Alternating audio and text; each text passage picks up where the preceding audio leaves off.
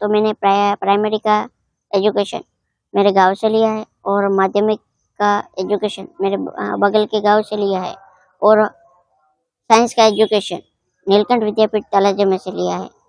जब मैंने 12th science पास किया और उसके बाद आने वाली नीट यूजी की एग्ज़ाम 2018 में दी और एमबीबीएस में एडमिशन के लिए अप्लाई किया, तो मेडिकल काउंसिल ऑफ इंडिया ने मुझे मेरी डिसेबिलिटी की वजह से रिजेक्ट किया गया।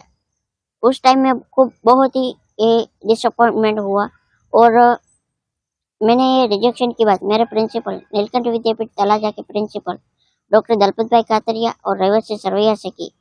तो उन्होंने ये बोला कि हमने तुझे एक डॉक्टर बनने का सपना दिखाया है, तो हम उनको पूरा करने की पूरी कोशिश करेंगे।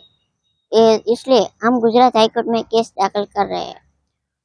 तो उन्होंने गुजरात हाईकोर्ट में केस दाखिल किया। 2 मंथ के बाद गुजरात हाईकोर्ट में हम केस हार गए। फिर उन्होंने सुप्रीम कोर्ट ऑफ इंडिया में केस दाखिल करने का डिसीजन लिया और सुप्रीम कोर्ट में केस दाखिल किया।